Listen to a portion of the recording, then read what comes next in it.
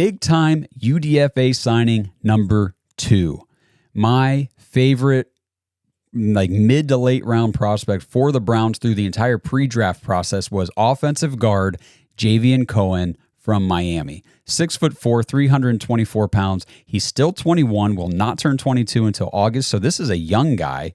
He's from Phoenix City, Alabama, originally went to Alabama in 2020.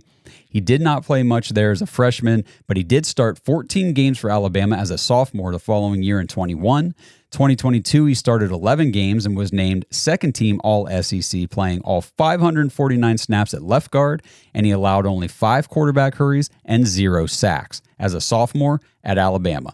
Pretty damn good. He entered the transfer portal then in 2023, went to Miami where he earned honorable mention All-ACC. In 2023, Cohen played 771 snaps, and he only allowed 12 quarterback hurries and his first career sack here in 23.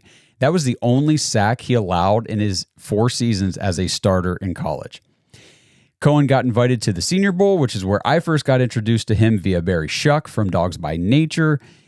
Barry came away super impressed with Cohen's performance, and I watched clips of him from the Senior Bowl just manhandling Braden Fisk, who ended up being a second-round pick at the defensive tackle position. Draft Buzz scouting summary says Javion Cohen projects as a viable day 2 pick, and he didn't go on day 2 or day 3, but a viable day 2 pick with significant starting potential at the guard position in the NFL. His tape showcases a lineman who can anchor effectively in pass pro and exploit his lateral agility to mirror rushers, making him a plug-and-play option in zone-heavy schemes. While Cohen exhibits a robust initial punch and good grip strength at the point of attack, his play strength against bull rushers and technique in sustaining blocks will be areas of focus at the professional level. Cohen's ability to pull and hit moving targets lends credence to his fit in a scheme that leverages his mobility and space blocking. His proficiency at climbing to the second level and sealing linebackers can significantly impact a run game. However, his inconsistencies, particularly playing with high pad level and occasional stiffness in his lower half, pose challenges against the NFL's quicker interior defenders. These technical flaws, if unaddressed, could expose him in pass protection where the speed and complexity of NFL defenses will test his limits. But overall, Cohen's transition to the NFL hinges on refining his footwork and improving his functional strength. Expect him to be a fringe player who, while does have some starting potential, will most likely be a backup at the next level.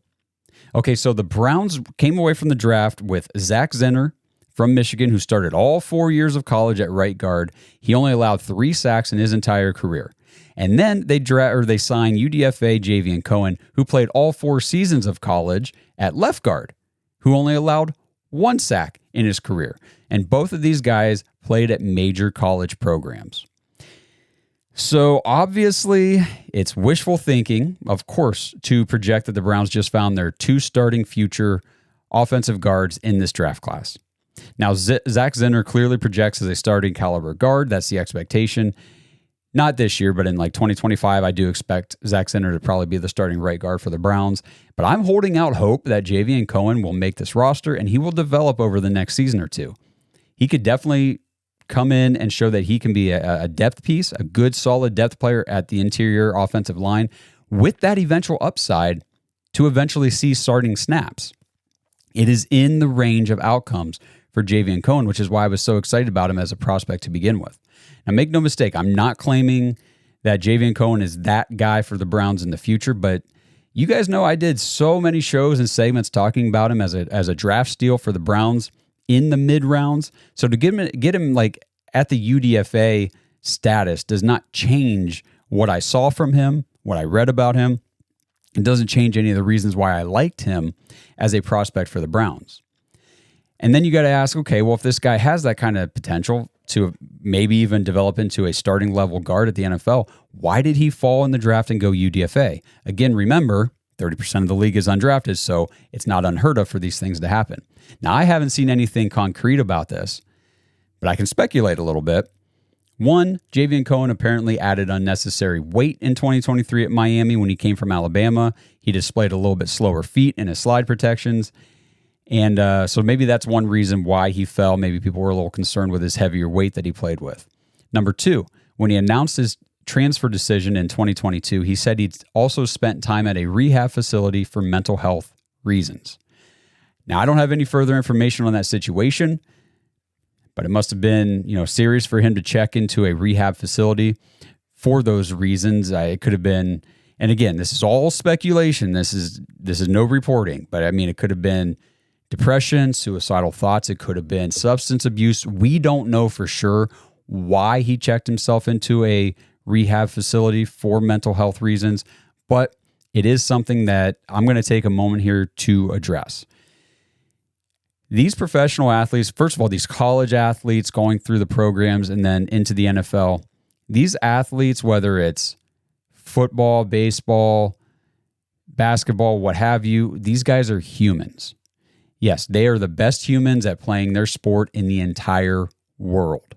But it doesn't make them immune from having human emotions and human problems. Now, we are supposed to, at some point, waiting to hear back from his agent on scheduling, but we're supposed to have Corey Coleman come on the show sometime in the near future to discuss this exact topic and how mental health issues can derail athletic talent and potential faster than anything. So it is good to see that whatever Cohen was dealing with, he recognized it, sought help, he was able to overcome, and still have a great season, honestly, at Miami. Now, maybe those problems, led to him being more overweight. Maybe they led to him having some poor interviews or, testing when he met with the NFL teams that he met with. But the Browns did meet with Javion Cohen several times throughout the pre-draft process, and they clearly liked him enough to make him a priority UDFA immediately after the draft. He was a name that I was watching down the draft board. I'd be flipping from the draft results to the, PFF's big board of best available, and there was Javion Cohen just dropping through every round. And every round the Browns got to, at every pick, I thought, well, Javion Cohen's got to be in consideration here because I know how much they appear to like him. I know how much I like him based on the research I've done. And he just continued to not get picked. But the Browns did make him an immediate priority after the draft was over. And whether it works out or not, the range of outcomes, admittedly, is very wide. He could flame out over the summer and not even make it through the preseason, not make it to the practice squad, what have you. He could end up being a practice squad guy. He could end up balling out all summer long, dropping the weight, adding some strength, working on everything, and the Browns say we have to put him on the roster as, one of our third string offensive guards. The range is wide. We will see what happens, but I'm very excited for the Browns to have two great prospects with potential, one at right guard and one at left guard, considering the age and contract statuses of Joel Bitonio and Wyatt Teller. So this is, again, another UDFA prospect along with Aiden Robbins that I am very excited to see sign with the Browns. I was pumped when the news came through, and I'm very excited to see how it all comes together and develops over the summer.